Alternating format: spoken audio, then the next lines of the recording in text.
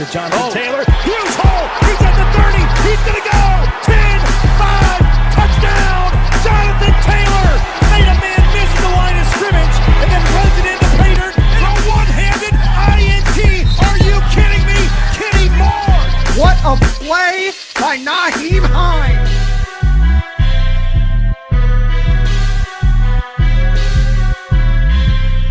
Horseshoe is back, baby. The horseshoe is back.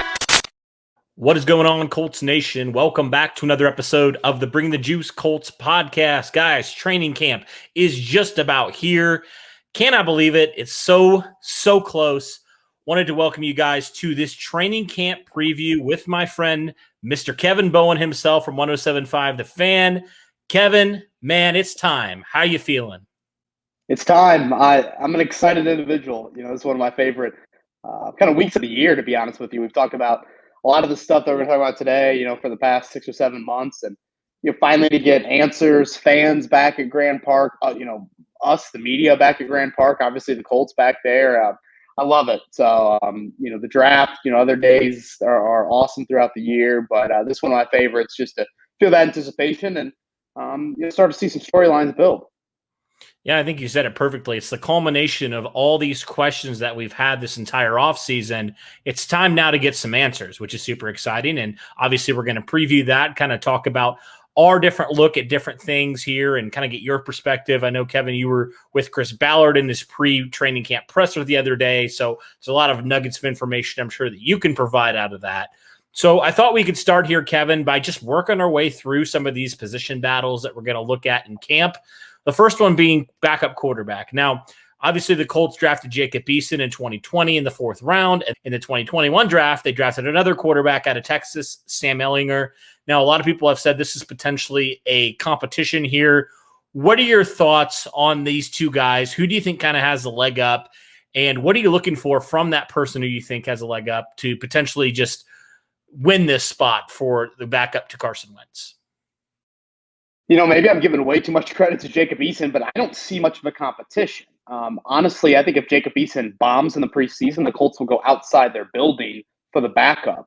Now, the one big advantage Sam Ehlinger has is, frankly, he's played a ton more football than Jacob Eason over the last 4 years. So that's a big advantage for Ehlinger. But I think training camp and red jersey settings, those are kind of made for Jacob Eason, made for throwers of the football.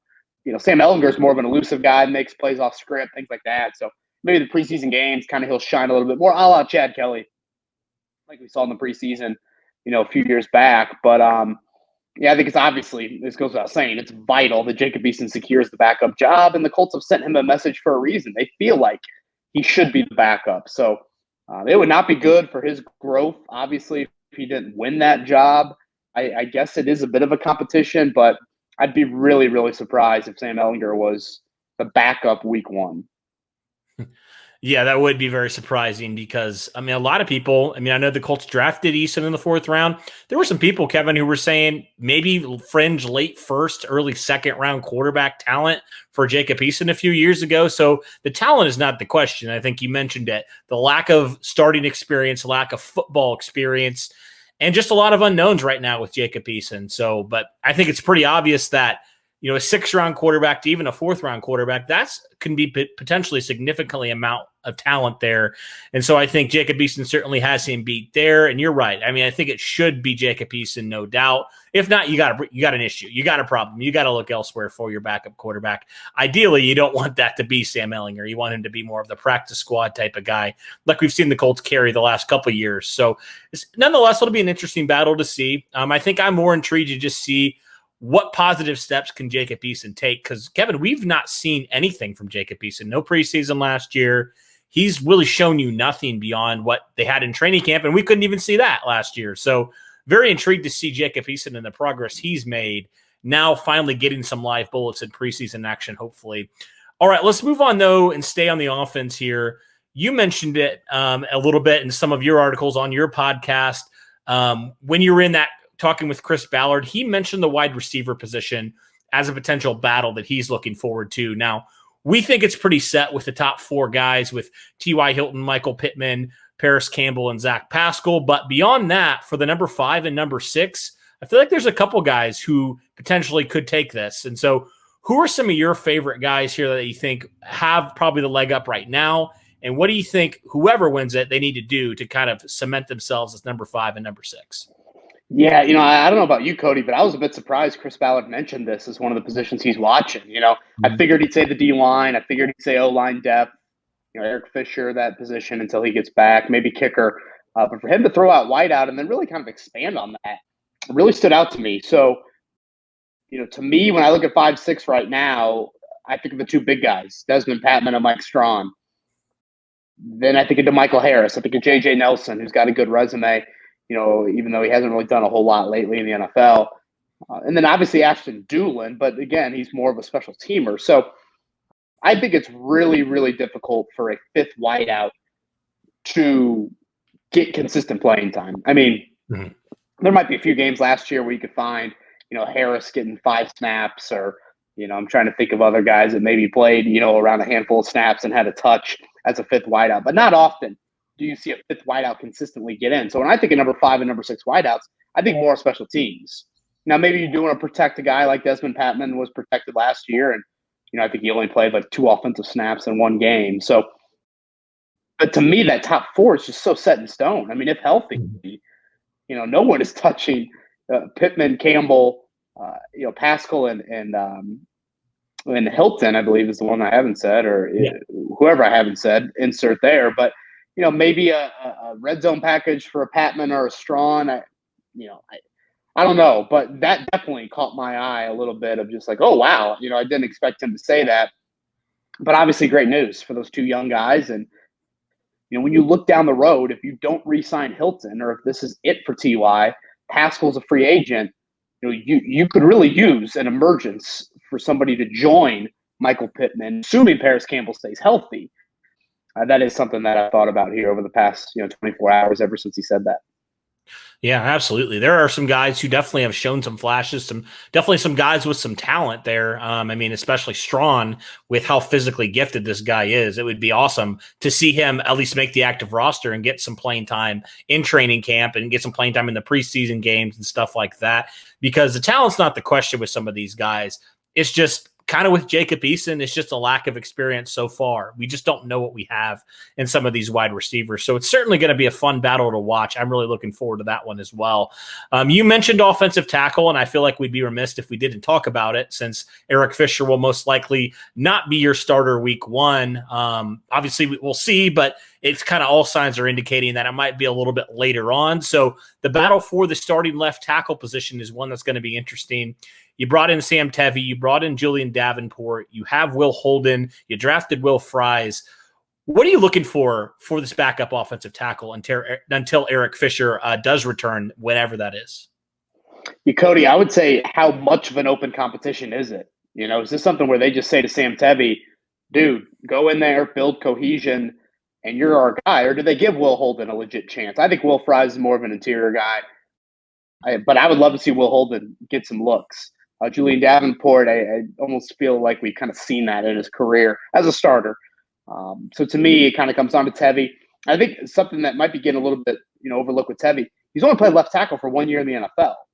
So it's not like he's got tons of experience over there. It was just last year with the Chargers. I think he was a right tackle before that. So I guess I'm just kind of curious, Cody, again, how much does Chris Strausser really, really open it up, and how much do they just say, hey, Tevi, you're going to be our guy, without a doubt. To me, I'd like to see a bit of a competition, but I do think by, week 2 of the preseason, you would like to settle on a guy and let him get serious reps in week 2, week 3, and that's it. You only play 3 preseason games this year, assuming Fisher's going to miss a couple of games into camp into the season, because you also have to think about, what happens when Fisher gets back to practice.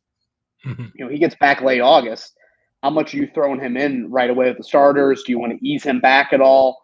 Those sorts of things I think are interesting to think about. Absolutely. Yeah. It's going to be interesting to see.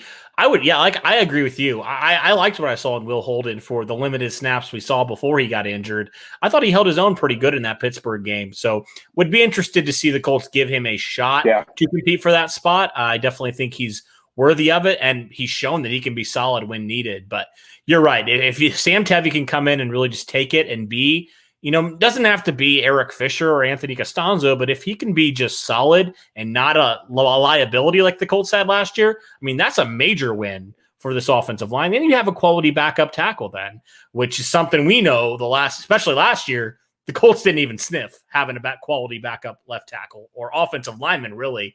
So it'll be interesting to see. Hopefully Tevy can take that next step now, getting a little bit more experience at left tackle, kind of settling in after 1 year, learning from some of those mistakes. And you talked about something earlier, Kevin, with Sam Tevy that I think a lot of people don't consider when it comes to just Sam Tevy.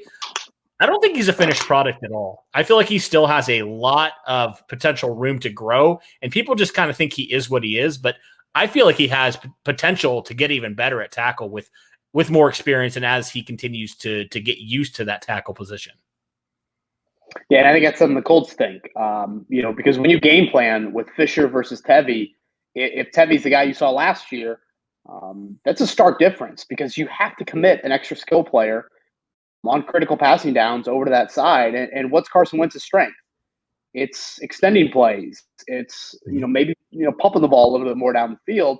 Well, inevitably that's going to lead to some longer pockets that you need to stay, clean and firm and things like that. So that's where I think, it would be, huge where you don't have to commit, Hines or Taylor or Doyle or Allie Cox to constantly chip over there when you do get into those passing situations. Mm-hmm.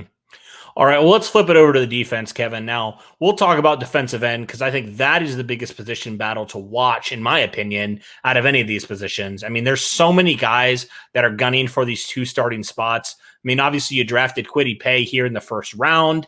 We don't think, obviously, he's not going to be in training camp, but you got a lot of other former high-round picks in Kamoko Toure and Ben Banogu and Taekwon Lewis. Then you bring back Al-Qadim Muhammad. You sign Isaac Rochelle.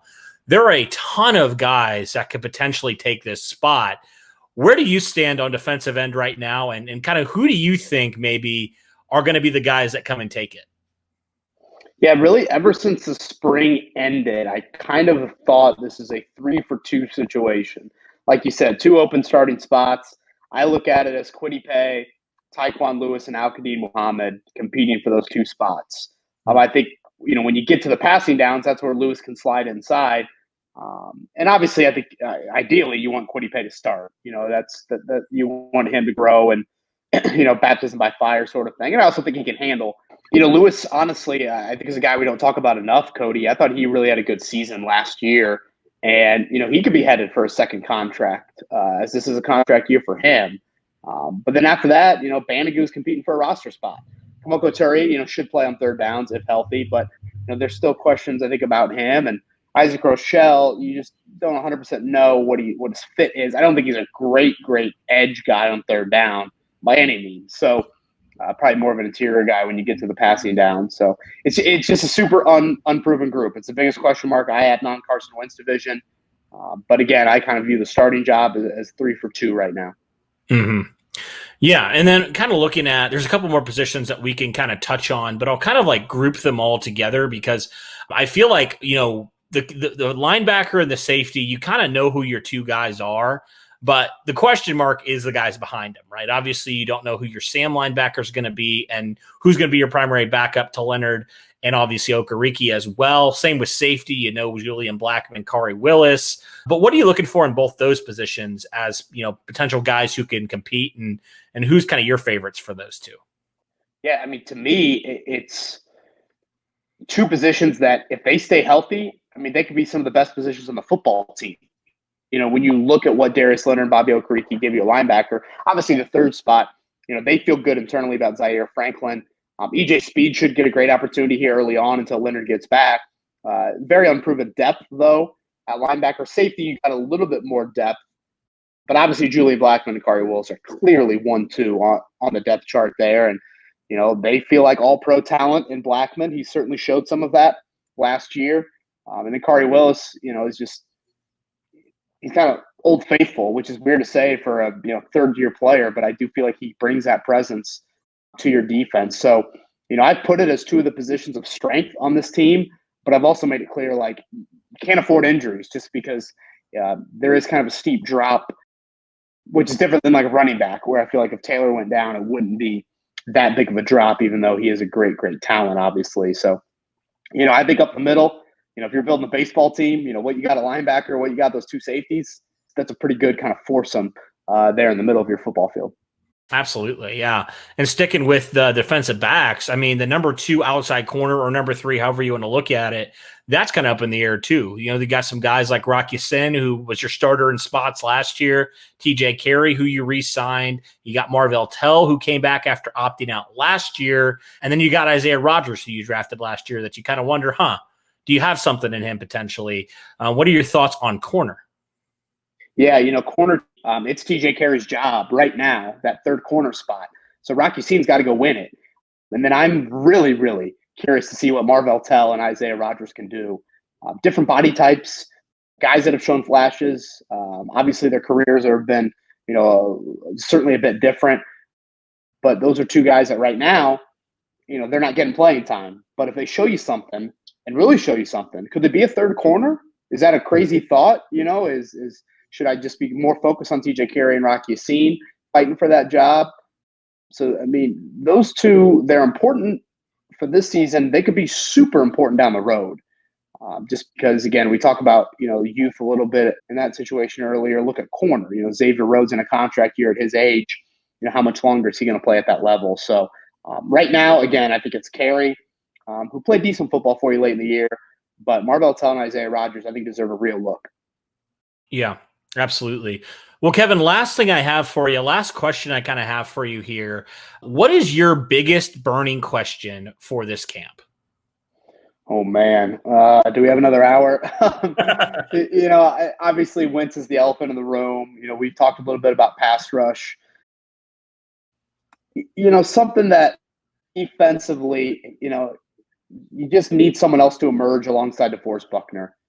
I think Grover Stewart's a really good defensive tackle. Been a big part of that run defense excelling lately, but you need a bona fide disruptor that's not named Buckner. I think that's so critical, and I guess it kind of falls into the pass rush category. But to me, that's the missing element to this defense right now. I'm also curious. This is year 4 of the defense under Matt Eberflus. A lot of these guys have been in the system for multiple years as well. Do we see different things schematically? Do we see shadowing from Xavier Rhodes when you look at the wideouts on this year's schedule? Those are kind of all curious things on my mind there. So, I could probably go a bunch of different directions with that answer, but I'll go there. All right. Well, thank you, Kevin, for coming on, helping me kind of preview this matchup. Another position we didn't talk about that's going to be interesting is kicker, because, obviously you brought in Eddie Pinheiro as well. And, it was interesting kind of listening to your thoughts on it, feeling like that's potentially a position as well that a lot of people don't think is going to be much of a competition, but it ended up maybe a little bit more, because Pinheiro's no joke, man. And Chris Ballard said that too. It wasn't, I've been mentioning it for the past couple months, but Ballard went out of his way to talk about Pinheiro the other day and his talent. So, for those of us at camp, as much as you in the stands might want to go buy a beer or something or whatever, get a Gatorade at when special teams come on the field, you might miss a little action there when it comes to field goal competition, or the place kicker competition, I should say. Yeah. All right. Well, thank you, Kevin. Really appreciate your time, man. It's going to be a lot of fun this next month, really just looking and diving in at all the different position groups, and some that we didn't even mention that maybe are going to be some fun battles as well. But man, enjoy training camp. It's I'm sure you missed it last year a lot, so it's got to be a lot of fun being back there, man. It certainly is. Are you going to come down at all? I remember you were there a couple of years ago. Yeah, with the COVID stuff, unfortunately, I can't come down as a part of the media, but I'll actually be there on Saturday, so maybe we'll have to hook up and say hello and whatnot. But definitely. Give me a holler, man, and if anyone else is up at camp, just give me a shout from the stands, and I'll give you a wave, and hopefully we can chat.